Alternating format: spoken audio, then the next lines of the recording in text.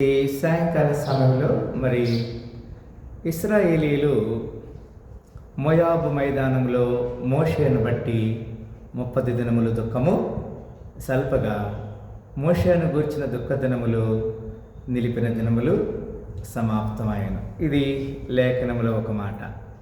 దానికంటే ముందుగా మనము ఇంకొక వాక్యాన్ని చూడాలని ప్రభు పేరట నేను మిమ్మల్ని కోరుచున్నాను. ప్రియులారా, లూకాసు వార్త 7వ అధ్యాయము, లూకాసు వార్త 7వ అధ్యాయము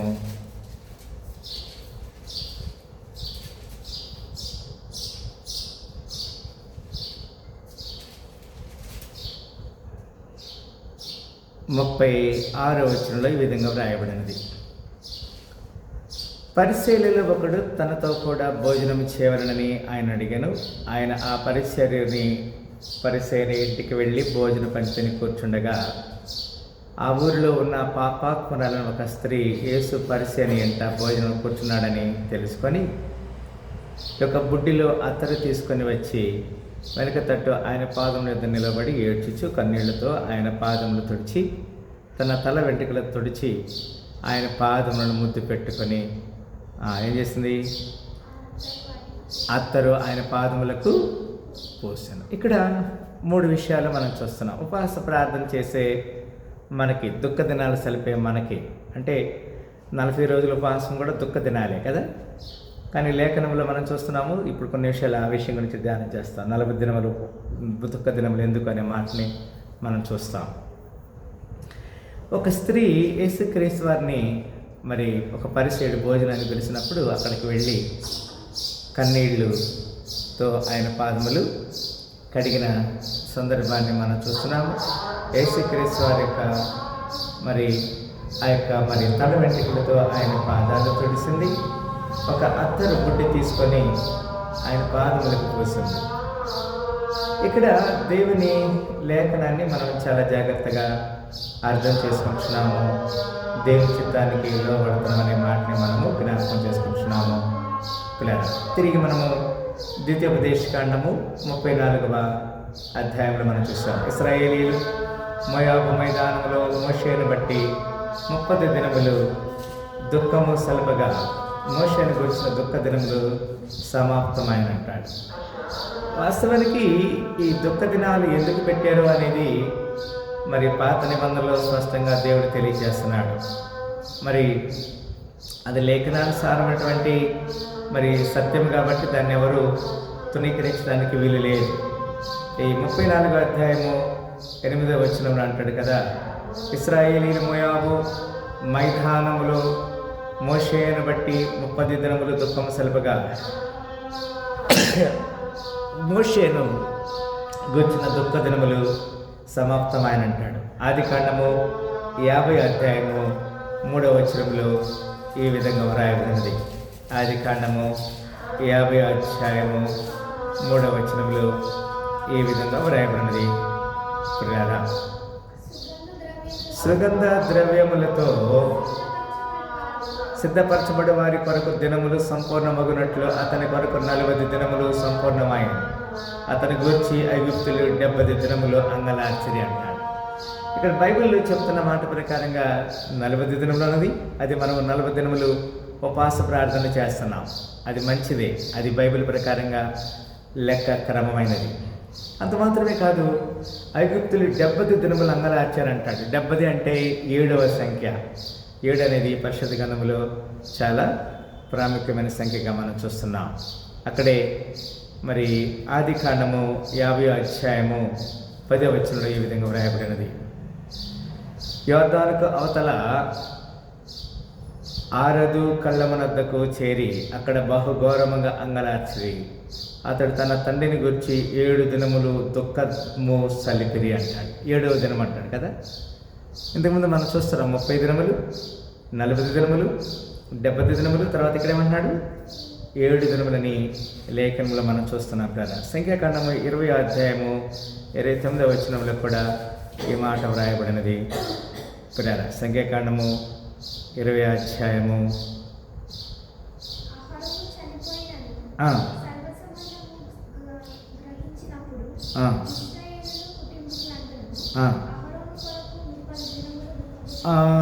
ఇక్కడ కూడా సేమ్ అది చెప్తున్నాడు. మోషే గురించి 30 దినాలు సలిపారు. అహరోను చనిపోయినని సర్వ సమాజం గ్రహించినప్పుడు ఇశ్రాయేలీయులు కుటుంబకులందరూ అహరోను కొరకు 30 దినములు దుఃఖము సలిపిరి. 30 అనేది సర్వసాధారణంగా మనం గమనిస్తున్నటువంటి సంఖ్యల్లో ఒక సంఖ్య. 1వ సమూయేలు గ్రంథము 25వ అధ్యాయము 1వ వచనంలో ఈ విధంగా వ్రాయబడింది. 25:1 సమూయేలు మృతునందగా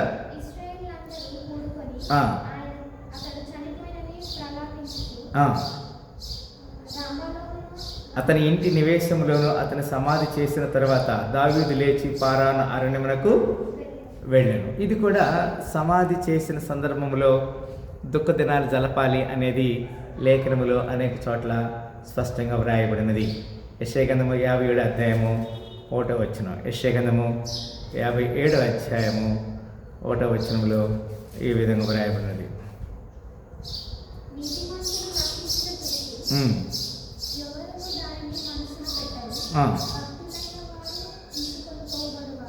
నీతిమంతులు నిశ్చింతులు చేసి ఎవరును దానిని మనసును పెట్టారు, భక్తులైన వారు తీసుకుని పోబడుచున్నారు. కీడు చూడకుండా నీతిమంతులు కొనిపోబడుచున్నారని ఎవరికి తోచదు. ఇది ఒకవేళ చనిపోయిన వారి గురించి దుఃఖపడటం మంచిది కాదనే మాట ఇక్కడ తెలియజేస్తారు. అంటే వారు ఈ లోకంలో జరిగే కీడు చూడకుండా తీసుకెళ్తున్నారు, కొనుక్కోబడుతున్నారు. అంటే వారు మంచివారని లేఖనం చెప్తుంది. అంటే జీవించిన వారికంటే ఇంతకుముందే కాలం చేసిన వారు ధన్యులు అని వ్రాయబడినది. జీవించిన వారు మనం ఎన్ని చూస్తామో మనకు తెలియదు కదా, ఏమేమి చేయాలో ఏమేమి చూడాలో మనకు తెలియదు. కానీ ఇంతకుముందే కాలం చేసిన వారు ధన్యులని, నీతిమంతులని లేఖనం చెప్తుంది. అపొస్తలుల కార్యం 8వ అధ్యాయము 2వ వచనంలో ఈ విధంగా వ్రాయబడింది. అపొస్తలుల కార్యములు 8వ అధ్యాయము 2వ వచనంలో ఈ విధంగా వ్రాయబడినది. ప్రియులారా, భక్తిగల మనుష్యులు స్టెఫెనును సమాధి చేసి అతని గురించి బహుగా ప్రలాపించేది. సమాధి చేసిన తర్వాత కదా, ఇప్పుడు కూడా మనం ఏం చేస్తున్నాం, సమాధి గురించి కొన్ని విషయాలు మాట్లాడుతూ ఉన్నాం. ఆదికాండము 23వ అధ్యాయము 2వ వచనంలో ఈ విధంగా వ్రాయబడింది. ఆదికాండము 23వ అధ్యాయము 2వ వచనంలో ఈ విధంగా వ్రాయబడినది.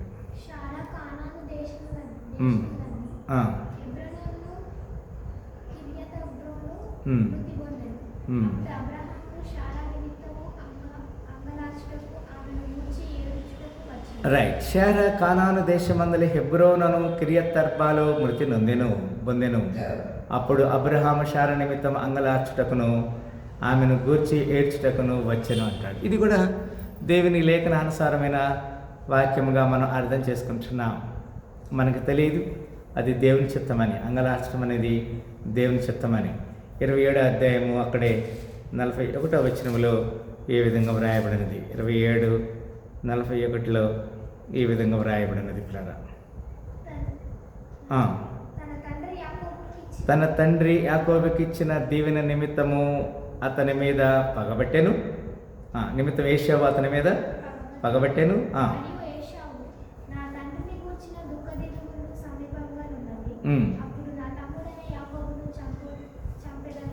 ఇప్పుడు గమనించండి, ఇది చాలా ప్రాముఖ్యమైనటువంటి సంఘటనలు జరుగుతూ ఉన్నాయి.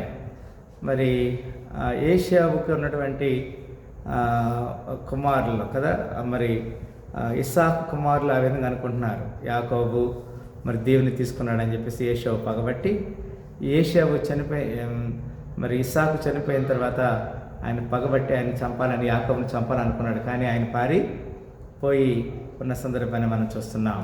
సంఖ్యాకాండం 22:1, సంఖ్యాకాండము 22వ అధ్యాయము 1వ వచనంలో ఈ విధంగా రాయబడినది. తర్వాత ఇశ్రాయేలీయులు సాగి ఎరికోకు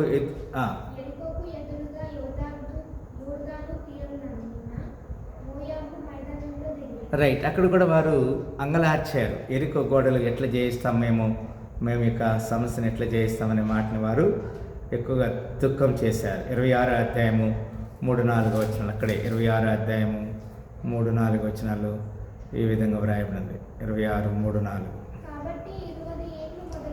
కాబట్టి 20 ఏళ్ళు మొదలుకొని పై ప్రాయం కలిగిన వారిని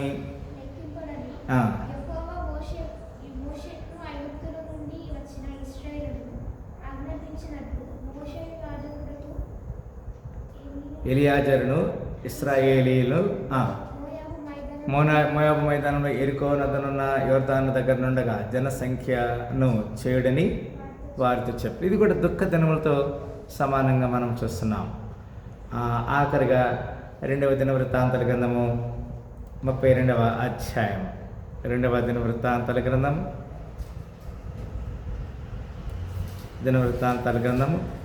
32వ అధ్యాయము 33వ వచనం.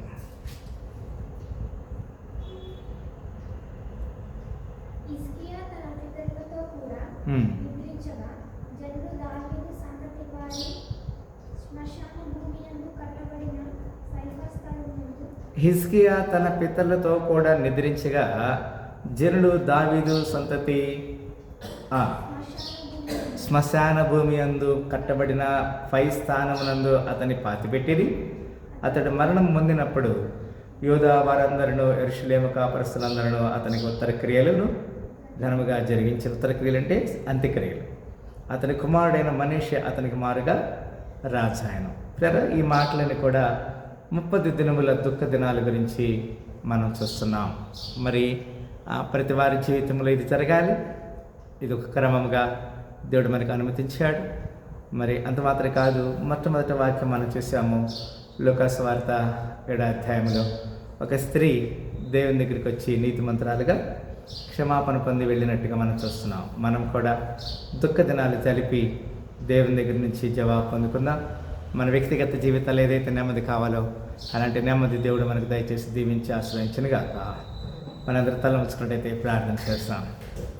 స్తోత్రములు ప్రేమగల తండ్రి, మా దుఃఖ దినములు సంపూర్ణమై నీ కొరకు నూతన క్రియలు చేసే భాగ్యం దయచమని, ఈ దిన దేవుల్లో ఆశీర్వాదం సహాయించమని మమ్మల్ని మేము తగ్గించుకొని వినామని ఇస్తూ యేసుక్రీస్తు వారి శ్రేష్ఠమైన నామములో మిక్కిలి వినయంతో వేడుకను స్తుతించి ప్రార్థన చేస్తున్నాం. ఈ వాక్యం ద్వారా మమ్మల్ని హెచ్చరిక చేసినందుకు వందనాలు తెలియజేస్తూ చిరచిబడిన దీవించమని ప్రార్థన చేసి అడిగి వేడుకుంటున్నాము తండ్రి. ఆమేన్, ఆమేన్, ఆమేన్. హల్లెలూయా. దేవుడు మరి సాయంకాల ఆరాధనలో పాల్గొన్న ప్రతి బిడ్డని నిండాలుగా దీవించి ఆశీర్వదించును గాక. ఆమేన్.